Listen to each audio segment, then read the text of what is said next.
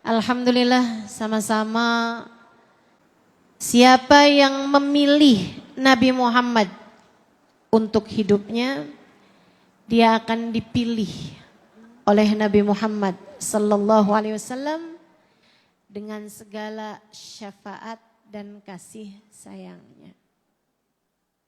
Prinsip hidup yang tidak akan pernah berubah sampai akhirat. Saya ulangi. Siapa yang memilih Nabi Muhammad dalam hidupnya, dia akan dipilih oleh Nabi Muhammad dengan segala kasih sayang dan syafaatnya. Jadi semuanya ada pada dirimu sendiri. Mau milih Nabi atau mau sia-siakan Nabi. Mau ngambil jatah berapa banyak dari Nabi Muhammad, semakin banyak kamu ambil Nabi Muhammad untuk pilihan hidupmu. Ajaran Nabi Muhammad kamu jadikan sebagai cara menjalani hidupmu. Akhlak Nabi Muhammad kamu pilih untuk menjadi akhlakmu. Ilmu Nabi Muhammad kamu pilih untuk kamu pelajari dalam hidupmu. Kesibukan Nabi Muhammad menebar rahmat, menebar kasih sayang, menebar kemanfaatan kepada umat kamu pilih untuk menjadi pilihan kerjaan, pilihan aktivitas, pilihan kegiatan yang kamu lakukan dalam hidupmu.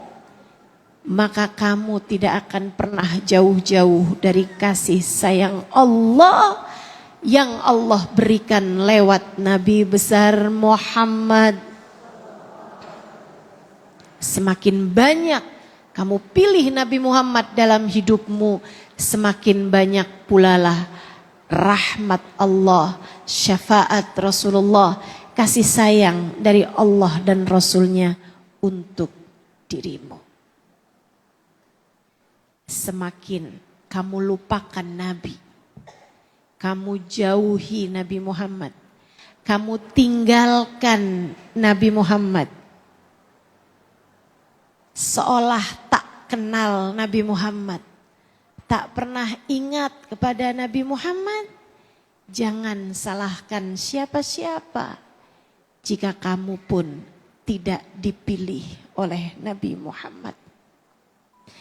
Jangan salahkan siapa-siapa jika hidupmu jauh dari kasih sayang Allah, jika hidupmu jauh dari kasih sayang Rasulullah, jika hidupmu jauh dari rahmat Allah, jika hidupmu jauh dari syafaat Nabi Muhammad.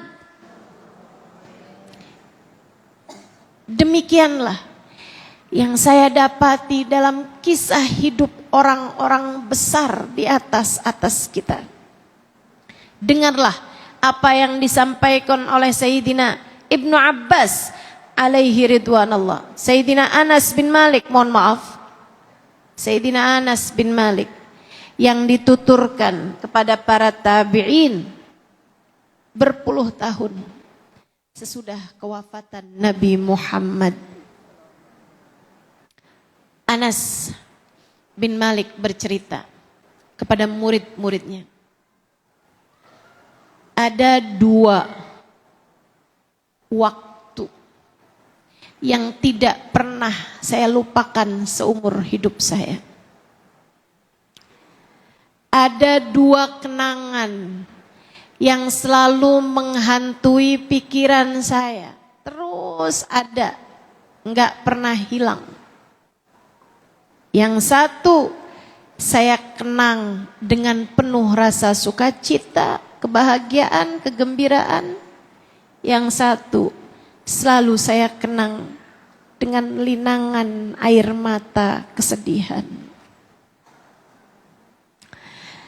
Tiap ingat, kata Anas, selalu aja kalau ingat yang pertama saya banjir air mata bahagia. banjir air mata haru, banjir air mata syukur. Setiap ingat yang kedua, banjir air mata kesedihan, banjir air mata duka yang tidak berkesudahan. Dan saya menantikan waktu yang ketiga. Waktu yang pertama, kata beliau, yang selalu saya ingat dengan penuh kebahagiaan adalah satu hari ketika kami berlari-lari. Usia saya 10 tahun kala itu. Saya berlari-lari bersama dengan anak-anak kecil sebaya saya.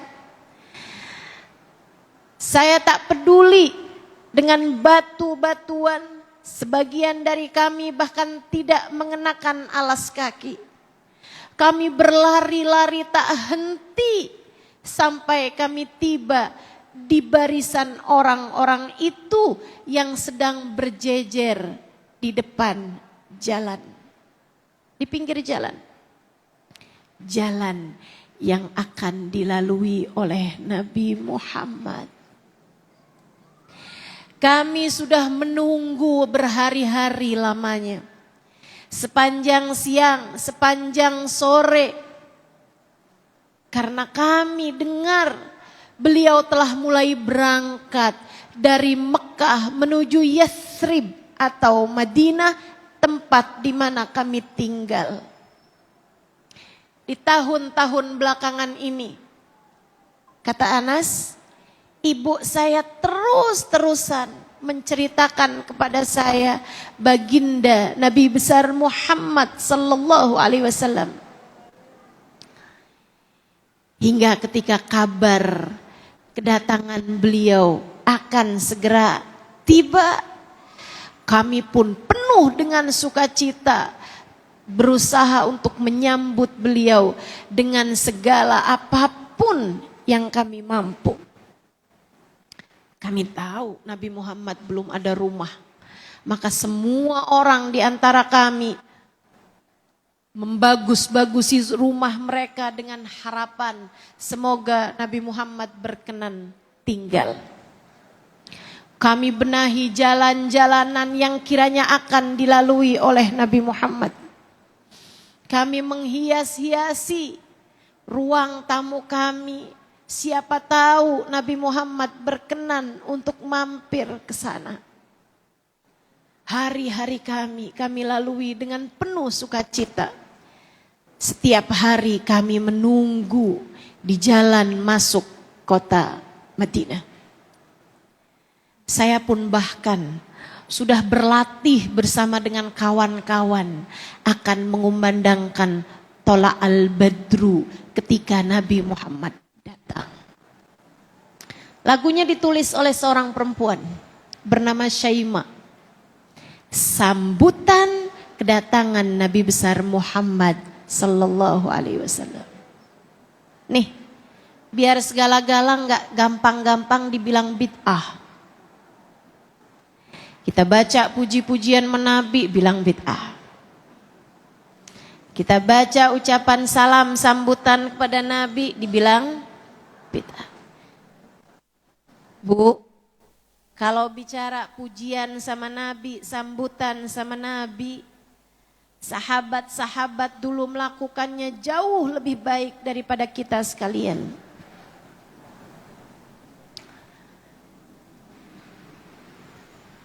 Tola al-Badru alaina ditulis oleh seorang perempuan bernama Syaimah. Untuk jadi sambutan ketika Nabi Muhammad datang. Mereka udah bersiap-siap dengan rebana yang siap-siap untuk mereka tabuh. Mereka udah persiapkan semua bentuk-bentuk kebahagiaan, tentu saja yang tidak melanggar syariat agama Islam. Hari itu, kata Anas, kami udah menunggu cukup lama. Di sekitaran jam hampir zuhur, kami pun berpikir untuk bubar sebab kami mau mengerjakan sholat. Baru saja kami mau bubar, kami mendengar seseorang berteriak dari atas pohon. Innahu ja, ya nas, innahu ja.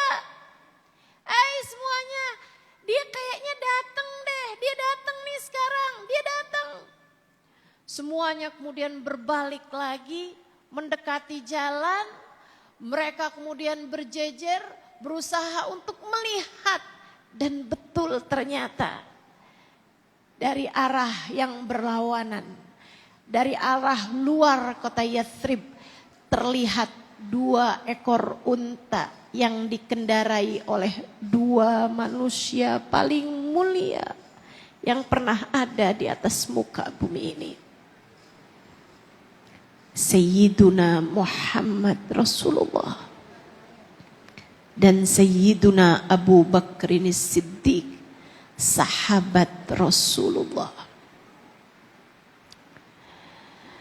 Mereka pun menanti dengan tak sabar. Saat itulah suara kemudian tambah semakin besar. Mereka memanggil orang-orang yang masih ada di rumah. Maka anak-anak kecil berdatangan, perempuan-perempuan keluar dari rumah-rumah mereka. Mereka kemudian bergerombol-gerombol di pinggiran jalan, berusaha untuk menjadi yang terdepan menyambut Nabi besar Muhammad. Mereka ingin agar seseorang yang selama ini mereka dengar ceritanya. Mereka ingin agar seseorang yang selama ini disebut-sebut oleh para ustadz, para guru yang datang dari Mekah untuk mengajari mereka Al-Quran, Mus'ab bin Umair diantaranya. Bukan hanya telinga mereka yang dimanjakan mendengar kisahnya, mereka berharap hari itu mereka dapat dimanjakan matanya dengan dapat memandang wajahnya. Kita hari ini, semoga telinga kita telah dimanjakan Allah dengan bacaan solawat-solawat, puji-pujian, qasidah-qasidah. Mudah-mudahan hari ini kita dimanjakan Allah lisan kita, mengucap salam, membaca solawat, mengaminkan doa-doa. Semoga di hari akhirat nanti Allah izinkan mata kita untuk sungguh-sungguh memandang indah wajahnya. Jangan ada siapapun di antara kita yang menjadi mata yang celaka, seperti yang disampaikan Nabi kepada Sayyidah Aisyah. Fawail liman la yarani ya Aisyah. Celaka orang yang di hari akhirat nanti tak dapat berjumpa denganku wahai Aisyah. Celaka orang yang di akhirat nanti matanya tak dapat memandang wajahku wahai Aisyah. Kamukah dia orangnya? Semoga Allah tidak menjadikan seorang pun di antara kita, juga keluarga kita, tak dapat memandang wajah indah Nabi Muhammad di akhirat nanti. Semoga semua dari kita, anak-anak kita, keturunan kita, suami kita, kedua orang tua kita, saudara-saudari kita, sahabat-sahabat kita, semua orang-orang yang kita sayangi kelak di akhirat dapat memandang wajah indah Nabi besar Muhammad. Sebab memandangnya adalah keselamatan, dan sebab tidak dapat memandangnya adalah kehancuran dan kebinasaan. Sebab tidak memandangnya adalah penyesalan. Na'udzubillah min dzalik. Anas bilang, sampailah saya di antara orang-orang yang berjejer hendak menyambut Nabi besar Muhammad sallallahu alaihi wasallam di pinggir jalan. Sampai kemudian Nabi pun mulai masuk. Kami tak ada yang tahu. Banyak di antara kami tak tahu yang mana Nabi Muhammad, yang mana Sayyidina Abu Bakar. Dan Sayyidina Abu Bakar yang tahu hal tersebut menutupi wajah Nabi Muhammad dengan surban beliau. Selayak pengantin. Fa innahu arusal khafiqain. Karena sesungguhnya Nabi Muhammad adalah pengantin semesta yang sesungguhnya. Beliau adalah hiasan alam jagat raya yang sebenarnya. Keindahan untuk bumi, keindahan pula bagi langit, hingga bahkan namanya menghiasi tiang-tiang arsy Allah Ta'ala. Begitu masuk ke arah gerbang Madinah, di mana semua umat Islam telah menanti beliau di sana, berdiri di sepanjang jalan menuju pemukiman penduduk. Sayyidina Abu Bakar kemudian membuka tudung, membuka penutup wajah Nabi Muhammad, membuka surban beliau yang dipakaikan di wajah Nabi Muhammad. Kemudian Sayyidina Abu Bakar agak minggir ke belakang hingga beliau pun menjadi tidak lagi ada dalam atau bersama dengan Nabi Muhammad sallallahu alaihi wasallam. Hanya Nabi Muhammad saja yang berjalan disambut oleh para sahabat. Saudariku sekalian yang saya muliakan, Anas bercerita, sampai sekarang saya tak pernah lupa rasanya ketika mata saya memandang indah wajahnya. Ketika mata saya dipenuhi dengan keindahan senyumnya. Sampai sekarang saya tak pernah lupa rasanya. Kala pertama kali wajah itu saya pandang dengan kedua mata saya. Rasanya saya tak ingin berkedip. Saya takut jika saya berkedip wajah indah itu hilang dari pandangan mata saya. Air mata kami mengalir deras tak henti. Sembari lisan-lisan kami terus bergemuruh. Kami berkata, kami menyuarakan, kami berbendang. Tala'al badru alaina min thaniyatil wada' wajib syukru alaina ma da'a lillahi da' ayyuhal mab'uthu fina ji'ta bil amril muta' ji'ta syarraftal madinah marhaban ya khaira da'. Tala'al badru alaina, purnamanya telah terbit di atas kami. Min thaniyatil wada', dari arah bebukitan Mekah. Wajib syukru alaina, kita harus pandai mensyukurinya. Mada'a lillahi da', sebab dia akan mengajak kita menuju kebaikan, menuju surga. Ayyuhal mab'uthu fina, wahai yang telah terutus kepada kami. Ji'ta bil amril muta', engkau datang dengan membawa perkara yang kami siap untuk taati. Ji'ta syarraftal madinah, engkau datang memuliakan kota kami. Kau datang jadi cahaya bagi kota kami. Marhaban ya khairada, selamat datang wahai seindah-indah penyeru kebaikan.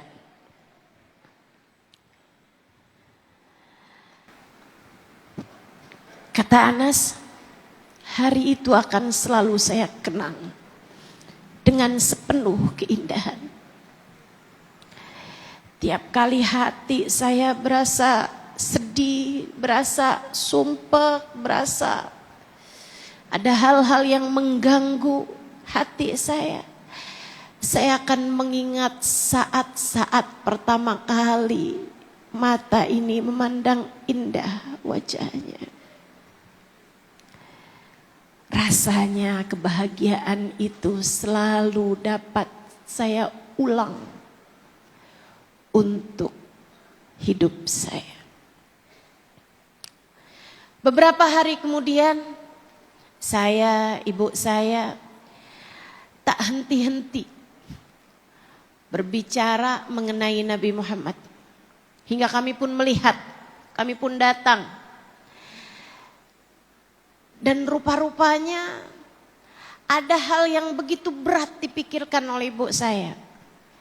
Besok paginya ibu saya bicara kepada saya. Kemudian saya bilang, baik Umi, baik. Oke Umi, saya bawa sekarang baju-bajunya. Iya Nas, yuk. Saya pun bersama dengan ibu saya datang menemui Nabi Muhammad sallallahu alaihi wasallam pagi hari itu. Ketika kami berdua sudah di hadapan Nabi Muhammad, ibu saya berkata, "Ya Rasulullah, terima kasih telah datang kepada kami di kota Yathrib ini, wahai Rasul. Saya lihat orang-orang memberi hadiah sebagai ungkapan rasa syukur atas kehadiranmu ya Rasulullah. Ada yang ngasih tanah, ada yang ngasih pedang, ada yang ngasih kuda, ada yang ngasih unta. Segala macam hal mereka hadiahkan untukmu wahai Rasulullah. Saya sepanjang malam tak dapat tertidur wahai Rasul karena saya memikirkan saya ingin juga menjadi salah satu di antara yang menghadiahimu sesuatu.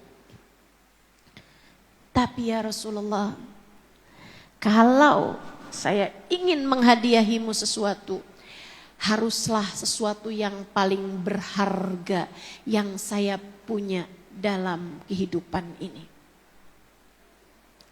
Saya memikirkannya sepanjang malam hingga menjelang pagi saya tahu jawabannya. Yang paling saya cintai di dunia ini adalah anak saya, Anas. Ambillah ia sebagai hadiah untukmu ya Rasulullah. Saya sudah mendidiknya, saya sudah membesarkannya dengan baik. Ia sangat cerdas ya Rasulullah. Ia sangat kuat wahai Rasulullah. Ia sangat penurut dan ia sangat menyenangkan wahai Rasulullah. Ambillah ia untukmu. Ambillah ia untukmu. Mulai saat ini Anas bukan lagi milikku. Ia menjadi milikmu ya Rasulullah. Mulai saat ini Anas menjadi milikmu, bukan lagi milikku wahai Rasul. Kau harus tahu, ia adalah yang paling saya cintai dari dunia saya wahai Rasulullah. Bukan bandel kemudian dikasih kepada seorang ulama. Kiai, ini Ibunda Anas memilihkan Anas untuk Nabi Muhammad. Memilih kehilangan anaknya untuk Nabi Muhammad. Memilih Nabi Muhammad untuk hidup mereka. Anas yang bingung. Anas gak bingung ya, Nabi Muhammad yang bingung. Kalau dikasih pedang kan tahu mau dibuat apa. Dikasih tanah tahu mau dibuat apa. Dikasih uang tahu mau dibuat apa. Tapi dikasih anak bingung juga mau dibuat apa nih. Nabi pun bertanya, wahai Sulaim, ibunda Anas, Uwaisa namanya. Wahai Sulaim, apa yang dapat saya perbuat dengan Anas? Kata Sulaim, terserah engkau wahai Rasul. Anas kalau misalnya dilatih perang nih, pergi perang juga dia bakalan kuat Rasulullah. Kata Nabi, pedang masih lebih tinggi daripada Anas wahai Sulaim. Anak umur 10 tahun dibawa pergi perang ya takutnya cuma bersisa beberapa menit aja gitu sebelum terbunuh pasukan musuh. Kalau gitu terserah engkau wahai Rasul buat apa aja dah. Buat bantu-bantu apa kek gitu. Nabi terus liatin. Kalau gitu gini aja. Anas bisa bantu-bantu cuci baju, cuci piring, bersih-bersih rumah. Gimana Anas? Lebih ya Rasulullah. Saya pandai melakukan semua itu wahai Rasulullah, engkau tak akan pernah kecewa. Kenapa anak 10 tahun bisa jawab gitu? Cinta. Cinta di hatinya kepada Nabi Muhammad luar biasa. Cintanya akan membuat dia melakukan hal terbaik yang ia mampu untuk dia lakukan untuk Nabi Muhammad. Kamu bagaimana rasamu dengan Nabi Muhammad? Apa yang dapat kamu lakukan untuk mendekati baginda Nabi besar Muhammad? Saudariku sekalian, kamu yang punya harta, bantu umat Nabi Muhammad. Bantu dakwah Nabi Muhammad. Ada berapa banyak di Indonesia pondok-pondok pesantren yang berada dalam kemiskinan? Bantu. Merupakan bagian dari ketidakhormatan kita. Nih saya kasih tahu. Kita nih kalau ada orang ngajarin bahasa Inggris, ngajarin bahasa Mandarin, ngajarin les piano, balet, dibayar per bulan nggak kurang-kurang bayarannya. Ngajarin ngitung matematika, ngajarin pelajaran-pelajaran dunia, kita kasih banyak-banyak. Giliran kalau kita panggil ustadz ngajarin Quran, coba diingat-ingat. Banyak juga yang ucapannya berupa makasih ya. Kita kasih anak kita bawa ke musola deket rumah biar dia jalin Quran. Tiap bulan yang lain-lain diamplopin, yang ngajarin bahasa Inggris diamplopin, yang ngajarin matematika diamplopin. Giliran yang ngajarin Quran, yang turun kepada baginda Nabi besar Muhammad, giliran yang ngajarin urusan agama, ngajarin sholat, ngajarin ibadah kepada anak kita, ngajarin baca sholawat kepada anak-anak kita, malah justru tiap bulan katanya kalau berdakwah itu, kalau ngajar agama itu mesti ikhlas. Jadi makasih ya Bu ya. Makasih ya Ustadz, makasih ya Ustazah. Mudah-mudahan nih kan kalau anak saya baca Quran kan Ustazah dapat pahalanya. Kamu salah-salah. Jangan sampai itu kamu lakukan karena ketidakhormatan kamu kepada baginda Nabi besar Muhammad sallallahu alaihi wasallam. Agungkan Nabi Muhammad. Agungkan siapapun dan apapun yang mendekatkanmu kepada baginda Nabi besar Muhammad sallallahu alaihi wa ala alihi wa sahbihi wasallam. Sulaim habis mikir, hasil mikir. Anak yang paling dicintainya. Yang kalau beberapa jam saja nggak ketemu rasanya hati gelisah. Itu yang dia pikir dihadiahkan buat Nabi Muhammad. Terserah engkau wahai Rasul, pergi perang sekalipun, bawa dia wahai Rasulullah. Hati yang seperti ini, hati yang memilih Nabi Muhammad. Kusampaikan padamu, yang memilih Nabi akan dipilih oleh Nabi.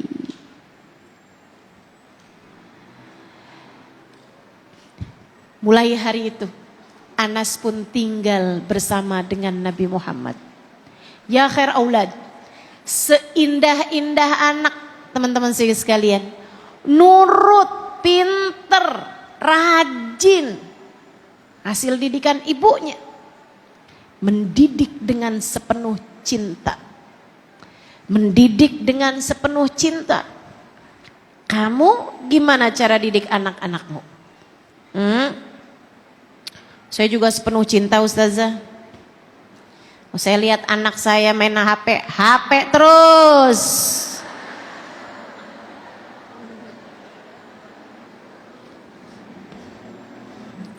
Tapi pas anak lagi ngomong, mamahnya sambil pegang HP.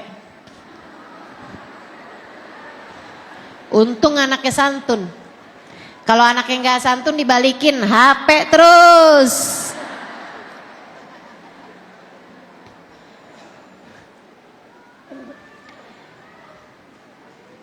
Sulaim berhasil mendidik Anas. Mendidik dengan sepenuh cinta, memasukkan ke dalam hati betapa agungnya Nabi Muhammad sallallahu alaihi wasallam dalam kehidupan. Anas yang benar menabi ya Nas. Iya Mi. Nas, dia adalah jalan kita menuju surga Nas. Iya Umi. Sehingga Anas pun demikian keadaannya. Tapi subhanallah, memilih Nabi artinya dipilih oleh Nabi. Anas pun bercerita, khadamtur Rasul sallallahu alaihi wasallam 10 sinin. Saya berkhidmah kepada Nabi Muhammad 10 tahun. Ma qaharani wala naharani. Tidak pernah sekalipun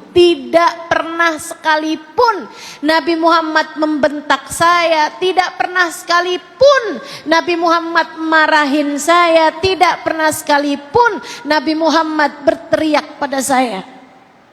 Tidak sekalipun. Ayo nih para ibu, belajar buat menunjukkan kasih sayang dengan kelembutan. Saya tahu semua ibu pasti sayang sama anaknya.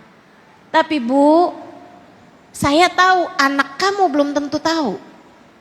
Gimana anak tahu kalau ibunya sayang sama dia? Kalau kerjaannya tiap hari jewer, mukul. Gimana anak bisa tahu kalau kamu menyayangi anak-anakmu? Jika tiap hari yang kamu bilangin, udah sholat belum? Neraka. Panas bener. Anakmu gak tahu kalau kamu sayang sama dia. Kalau kerjaanmu tiap hari sama dia antara nyuruh atau marah. Bagaimana anak bisa tahu kalau kamu sayang dia? Jika bahkan tidak pernah didapati kalimat manis keluar dari mulutmu untuknya. Dia gak pernah tahu rasa dekapanmu. Hiburan darimu, kalimat-kalimat yang dapat menguatkan hatinya. Bu, anakmu adalah manusia yang lahir dari rahimmu. Dia gak tahu banyak tentang dunia ini. Kamu yang mengenalkan padanya. Kenalkan kelembutan Allah. Kenalkan kasih sayang Rasulullah dalam kehidupan mereka lewat kasih sayangmu kepada mereka. Katakan pada anakmu, nah, kamu adalah hadiah terindah yang Allah berikan dalam hidup mama. Nah, kamu adalah belahan jiwa mama. Kamu adalah separoh hati ibumu ini, nak. Bahagiaku ada pada bahagiamu. Sedih aku pun ada pada kesedihanmu. Nah, kamu tidak pernah sendiri. Mama akan selalu mencintaimu. Kalau kamu menyayangi anak-anakmu dan anak-anakmu merasakan itu, mereka akan mudah untuk dapat memahami kasih sayang Allah dalam kehidupan mereka. Kamu akan mudah untuk mengatakan kepada anak-anakmu, nah, mama menyayangimu seperti yang kamu tahu. Tapi kamu harus tahu, Allah dan Rasulnya lebih sayang kepadamu daripada mama kepadamu. Begitu. Itu yang dilakukan oleh Nabi Muhammad, bahkan kepada khadim yang berkhidmah kepada Nabi besar Muhammad sallallahu alaihi wasallam. Nabi nggak pernah bentak Anas, Nabi nggak pernah hardik Anas, Nabi nggak pernah marahin Anas. Emang nggak pernah bikin salah? Banyak. Namanya anak kecil, ada aja. Pecahin barang misalnya. Saat keluarga Nabi Muhammad bilang, ya ampun Anas, piringnya. Ini yang kedua loh Nas, kemarinan kan juga udah. Saat mereka mau marah, baru mau bilang, Anas, Nabi Muhammad udah bilang, dauh, illam yuridillahu an yaf'alah lama fa'alah. Jangan dimarahin Anasnya, jangan. Kalau tuh piring gak ditakdirin buat pecah, gak bakalan pecah. Enak. Nabi Muhammad, iman Nabi Muhammad. Nabi Muhammad mengajarkan keimanan dalam diri istrinya, dalam diri khadim yang berkhidmah di dalam rumah beliau, Anas ibn Malik. Sampai katanya Anas, saya tuh sampai berasa malu banget, ya Allah, saya nih khidmah sama Nabi Muhammad, saya layani Nabi Muhammad, tapi kok kayaknya lebih ke Nabi Muhammad melayani saya ya. Kayak saya katanya melayani Nabi, tapi kalau dihitung-hitung nih banyakkan Nabi melayani saya. Nabi Muhammad ngajarin saya, Nabi Muhammad maafin saya, Nabi Muhammad mendidik saya, Nabi Muhammad ngajarin segala sesuatu pada saya. Ya Allah, ya Allah. Bukan saya melayani Nabi Muhammad, justru Nabi Muhammadlah yang melayani saya. Nabi gak pernah menegur saya kecuali satu aja. Satu kejadian Nabi Muhammad tegur saya. Gimana tuh ceritanya? Kata Anas, gara-garanya nih, saya itu dimintai Nabi buat datang ke rumah seseorang dengan hajat yang mendesak. Kata Nabi, Nas, kamu pergi dong ke rumahnya Fulan bin Fulan. Kamu sampaikan kepada dia begini. Bisa Anas? Bisa Rasul? Anas, saya perlu cepat nih Nas. Boleh Anas? Boleh Rasul. Cepetan ya Nas? Siap Rasul. Karena Nabi terus-terusan mengulang, cepat Anas, saya sampai lari. Dia bilang saya lari sampai saya capek, saya mulain. Jalan. Ketika saya lagi mulain jalan itulah, saya lihat ada kawan-kawan, anak-anak seumuran saya lagi mainan di lapangan.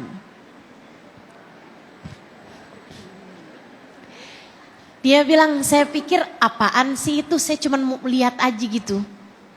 Saya pun kemudian datang ke sana, Belum kelihatan nih dari kejauhan. Jadi saya nerobos sampai saya ada di depan. Begitu ada di depan, ternyata mereka lagi mainan. Kayak mungkin gundu atau apalah, mainan zaman itu. Saya pun lihatnya jadi tertarik. Saya akhirnya nonton deh di situ. Dan saya pun lupa sama perintah Nabi Muhammad. Padahal tadi udah yang cepet ya Anas. Iya Rasul, siap Rasul. Tiba-tiba jongkok di situ. Berlalu menit demi menit, babak demi babak permainan. Dan Anas benar-benar lupa. Sampai Nabi rasa lama benar nih anak. Akhirnya Nabi pun mulai nyari Anas di jalanan tersebut. Ketika Nabi Muhammad dapetin, no dia kayaknya nih. Kamu bayangin jika kamu yang berada dalam posisi itu.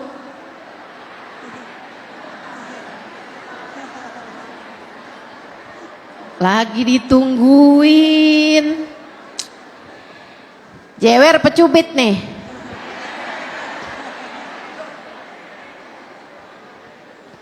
Yang pasti sebelum jewer, sebelum cubit, teriakannya udah bisa menggetarkan lapangan. Anas! Terus!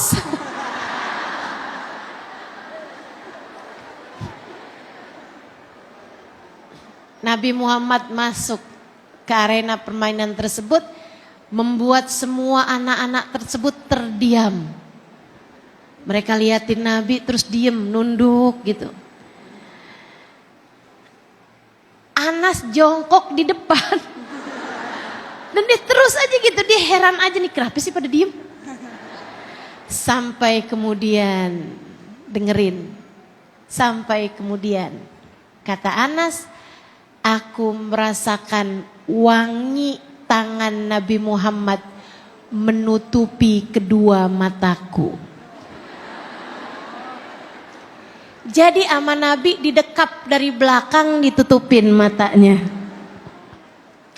Indah benar. Gimana nggak jatuh cinta coba orang sama Nabi Muhammad. Keindahan luar biasa. Jama'al fakhral mu'abbad. Habib Ali Habsyi, Nabi Muhammad itu mengumpulkan seluruh keindahan abadi. Udahlah keindahannya berkumpul semua, abadi pula. Sallallahu alaihi wa ala alihi wa sahbihi wasallam. Didekapnya Anas dari belakang, ditutupi kedua matanya dengan tangan beliau. Teman-teman sekalian, tangannya Nabi itu wanginya asli. Badannya Nabi itu aromanya. Para sahabat bercerita, kami kalau salaman sama Nabi Muhammad, kayak salaman sama orang yang habis nyelupin tangannya di tengah minyak wangi. Kayak tangan habis dicelup minyak wangi, gitu kan? Tuh kita kok salaman sama beliau tuh wanginya tangannya seperti itu. Kayak orang yang bukan pakai minyak wangi tapi nyelup di tengah minyak wangi. Jadi Anas begitu didekap kayak gitu langsung ingat. Cepetan ya Anas, cepetan ya Anas.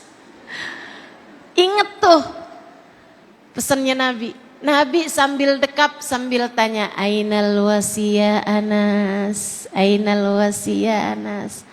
Mana tuh yang tadi saya pesenin Anas? Mana yang tadi saya pesenin Anas? Kata Anas bin Malik, saya pun membalik badan saya dapati Nabi Muhammad tersenyum indah pada saya. Saya pun berkata, sekarang ya Rasulullah. Terus saya kabur dari situ.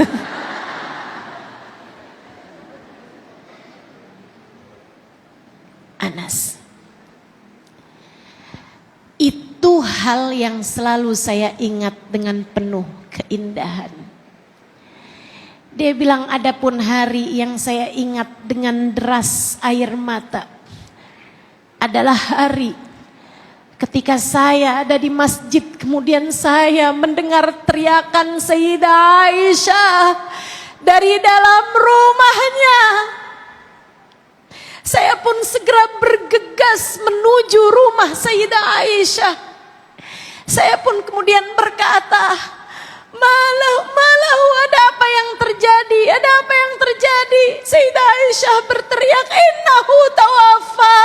Nabi Muhammad sepertinya sudah tidak lagi ada di atas muka bumi ini. Nabi Muhammad telah tiada.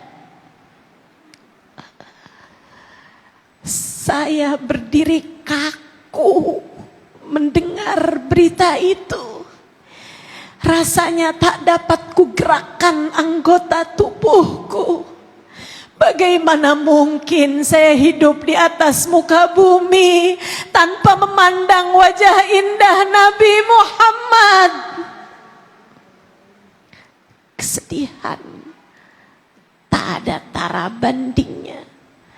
Banjir air mata tak berkesudahan mendung di langit hati para sahabat yang tak pernah bergeming dari hati kami. Mendung itu tak pernah lagi tersingkap. Kesedihan yang luar biasa. Hari itu Umar mengeluarkan pedangnya, menghunus pedangnya, kemudian berkata, "Man qala anna Muhammadun qad mat sa'aqtuluhu bisayfi hada." Siapa yang berani bilang Nabi Muhammad meninggal dunia, saya akan bunuh dia dengan pedangku ini. Nabi tidak akan meninggalkan kita. Nabi hanya pergi sebentar seperti Sayyidina Musa. Beliau akan kembali lagi sesudah beberapa hari yang akan datang. Semua para sahabat berduka dengan caranya masing-masing.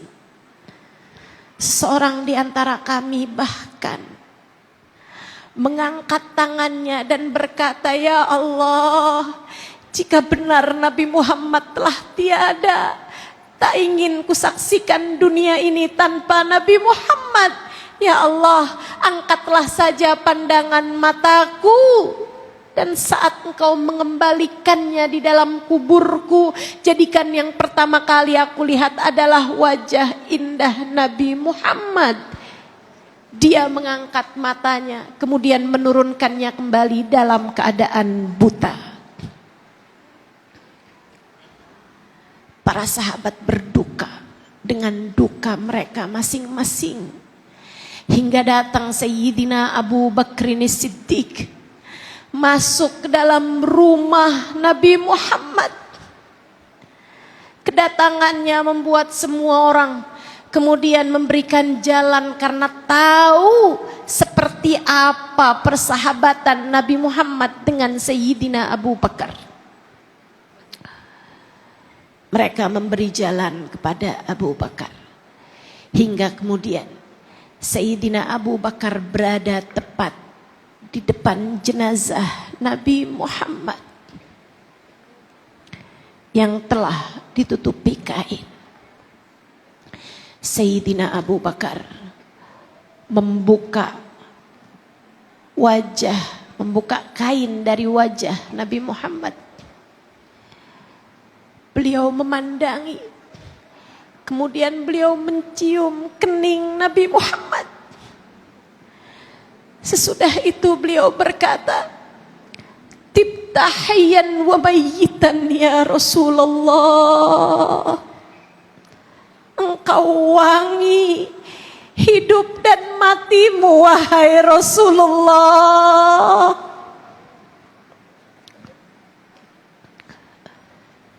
Engkau rupawan hidup dan matimu wahai Rasulullah.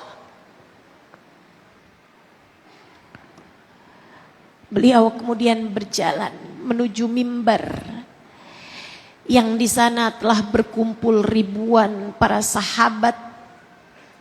Mereka ingin mendapatkan kabar yang jelas tentang keadaan Nabi Muhammad. Sayyidina Abu Bakar kemudian berkata, "Qala Allah Ta'ala,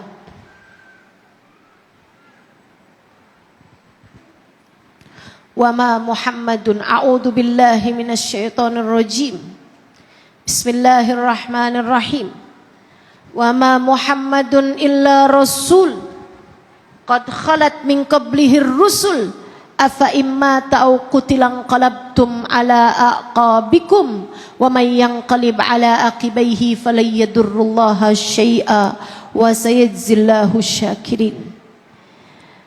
Tidaklah Nabi Muhammad melainkan hanya seorang manusia. Ia bisa mati, ia bisa terbunuh.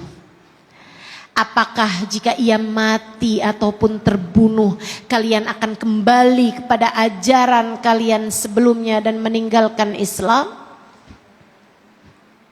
Siapa di antara kalian yang tetap teguh memegang ajaran agama ini, Allah akan memberi seindah-indah balasan kepada mereka yang mampu mensyukuri Islam. Dan kalau kalian mau keluar dari Islam, Allah tidak akan berbahaya bagi Allah sedikit pun hal tersebut. Sesudah beliau menyampaikan firman Allah tersebut, Sayyidina Abu Bakar mengatakan, "Man kana minkum ya'budu Muhammadan fa inna Muhammadan qad mat wa man kana minkum ya'budullah fa innallaha hayyun la yamut." Siapa di antara kalian yang beribadahnya karena Nabi Muhammad, siapa di antara kalian yang menyembah Nabi Muhammad, siapa di antara kalian yang sujudnya selama ini kepada Nabi Muhammad, ketahuilah Nabi Muhammad telah wafat. Akan tetapi jika kalian selama ini sujudnya kepada Allah, menyembahnya kepada Allah, ketahuilah Allah Maha Hidup, tidak akan pernah mati. Para sahabat seolah diingatkan dengan kenyataan dan seolah mereka disadarkan dengan keimanan. Mereka pun meski kesedihan yang luar biasa mereka rasakan, mereka akhirnya faham bahwa Nabi Muhammad secara fisik, secara jasad, badan beliau sudah tak lagi ada di atas muka bumi. Meskipun tentu saja kasih sayangnya, syafaatnya, kehadiran ruhaniyah beliau akan selalu ada selama umat Islam masih ada di atas muka bumi ini. Kita akan selalu dapat tersambung dengan Nabi Muhammad dalam tiap salam dan solawat kita kepada beliau. Kata Anas, itulah hari yang selalu saya ingat dengan deras air mata kesedihan. Sedih bahwa bagaimanapun tak mudah bagi kami untuk mata kami dapat lagi melihat wajah Nabi Muhammad. Anas mengakhiri kisahnya dengan berkata, "Aku kini menunggu saat yang ketiga. Aku kini menunggu saat yang ketiga. Saat hidupku telah berakhir. Saat aku kembali dapat berjumpa dengan Nabi Muhammad. Saat aku kembali dipertemukan dengan Nabi Muhammad di alam sesudah kematian. Saat itu aku akan datang kepada Nabi Muhammad. Aku akan berkata kepadanya, la tansa khuwaidimuka unais ya Rasulullah. Jangan pernah lupa kepada aku, pelayan kecilmu Anas, wahai Rasulullah. Aku akan berkata, bukankah engkau tidak lupa kepadaku, wahai Rasul? Aku adalah pelayan kecilmu Anas ya Rasulullah. Aku akan menunggu saat yang ketiga. di mana aku akan kembali berjumpa dengan Nabi. Dan aku berkata, aku adalah pelayan kecilmu Anas, wahai Rasulullah. Anas sudah mempersiapkan ucapannya. Jika satu hari nanti berjumpa dengan Nabi Muhammad, sesuai dengan janji Allah, yuhsyarul mar'u ma'aman ahab, yang disampaikan oleh Nabi Muhammad sallallahu alaihi wasallam, seseorang akan dikumpulkan dengan yang dia cintai. Anas tak pernah mencintai siapapun lebih daripada cintanya kepada Nabi Muhammad. Dan ia sudah mempersiapkan kata-katanya. Giliranmu, apa yang akan kamu sampaikan kepada Nabi Muhammad?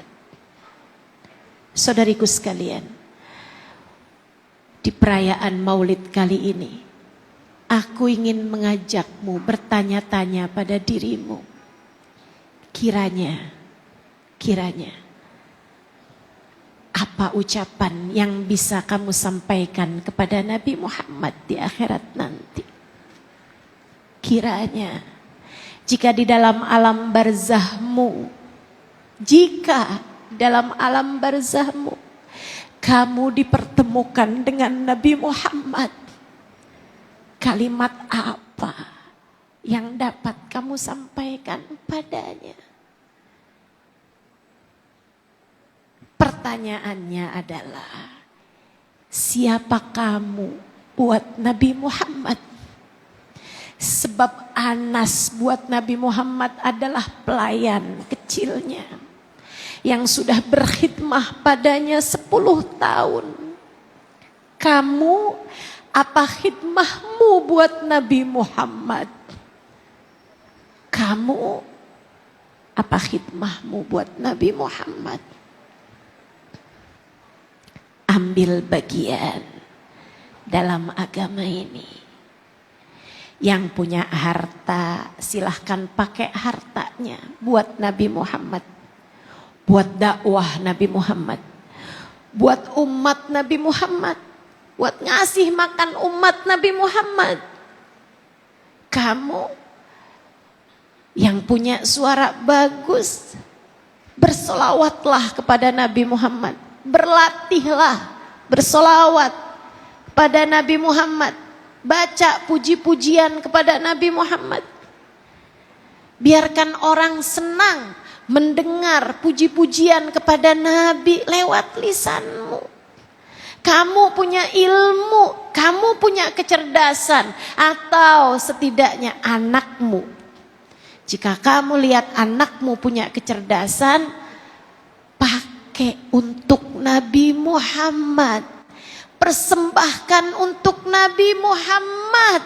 Tanamkan cinta dulu dalam hati anak-anakmu kepada bagindamu Nabi Muhammad. Sampaikan kepada mereka, nah, Allah anugerahkan kepadamu kecerdasan, jadilah prajurit-prajurit Nabi Muhammad. Pelajari sejarah Nabi Muhammad. Pelajari Al-Quran yang turun kepada Nabi Muhammad. Kemudian bawa hati umat Nabi Muhammad kembali kepada Nabi Muhammad. Bawa hati umat Nabi Muhammad kembali kepada Nabi Muhammad.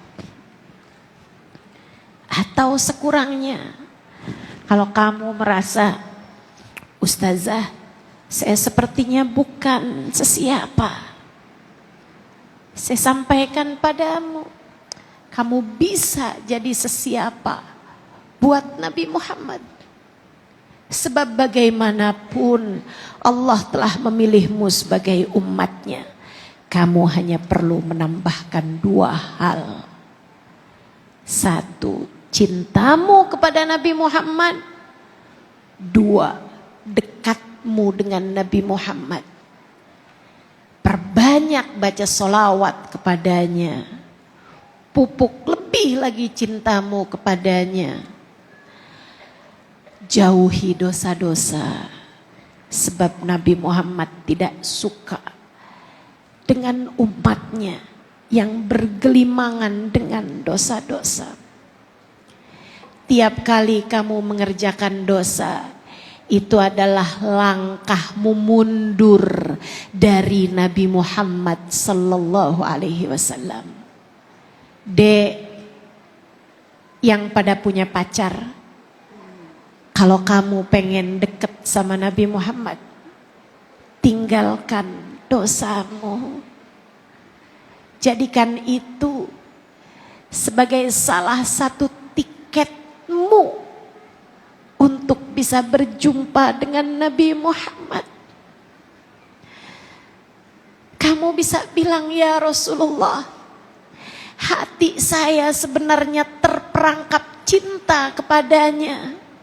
Akan tetapi aku takut jika karena itu aku terputus darimu wahai Rasul, maka aku memilih untuk memutuskan dia daripada memutuskan engkau wahai Rasulullah. Para istri, jadilah istri yang solehah.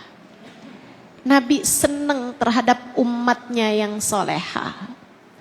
Nabi senang terhadap umatnya yang solehah.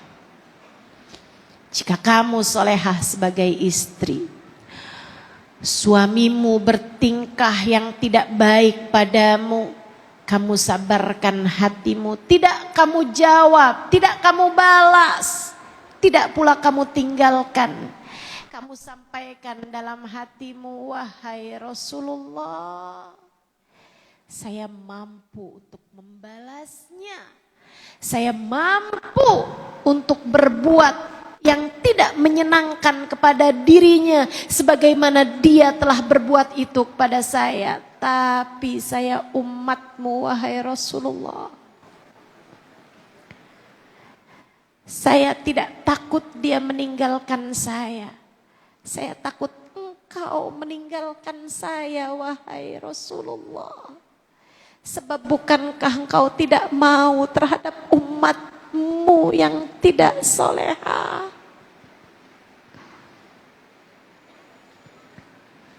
Tinggalkan dosa.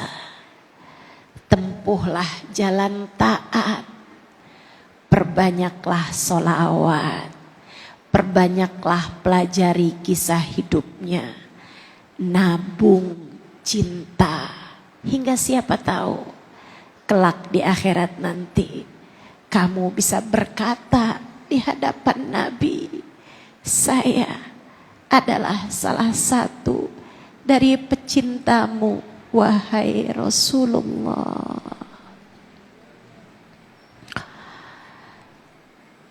Semoga Allah pilih kita untuk Nabi Muhammad.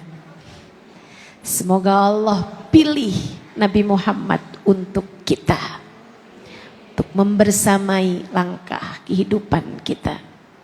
Rabbana zalamna anfusana wa illam taghfir lana wa tarhamna lanakunanna minal khasirin. Rabbana atina fid dunya hasanah wa fil akhirati hasanah wa qina adzabannar. Bifadli subhana rabbika rabbil izzati amma yasifun. Wassalamun alal mursalin. Alhamdulillahi rabbil alamin. Taqabbalallah minna wa minkum taqabbal ya karim. Mudah-mudahan dapat diamalkan ala hadhihi niyah wa ila hadratin nabi. Al-Fatihah.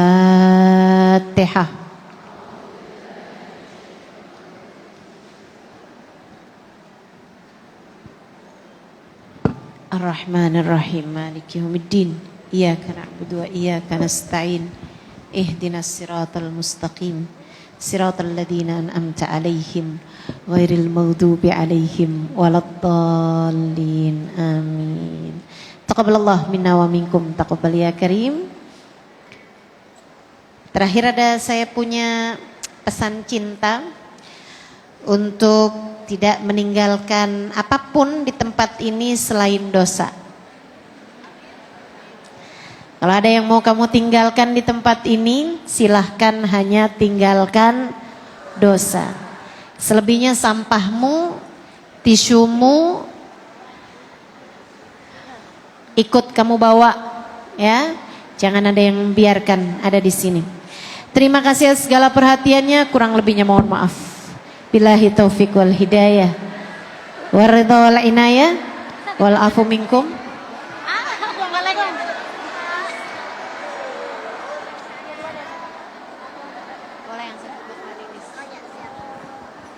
Wassalamualaikum warahmatullahi wabarakatuh. Waalaikumsalam warahmatullahi wabarakatuh.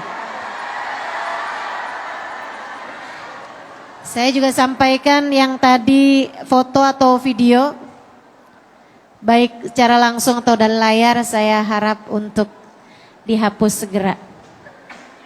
Saya tidak ridho wajah saya ada di HP-mu. Saya lebih suka kalau saya ada di dalam hatimu. Salam sayang saya buat keluargamu. Semoga bisa berjumpa lagi di lain waktu. Allahumma salli wa sallim wa barik alaih. Subhanallah walhamdulillah wa la ilaha illallah. Subhanallah walhamdulillah wa la ilaha illallah.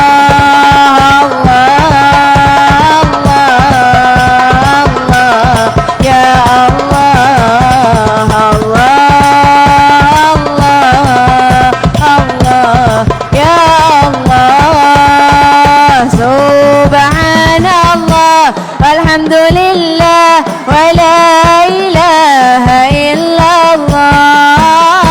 Subhanallah walhamdulillah wa la ilaha illallah.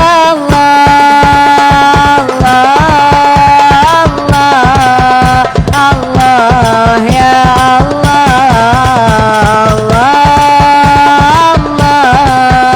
Allah, ya ربي إني يد صفات العالية قائم فينا أريد عطية تحت باب رجوت بظل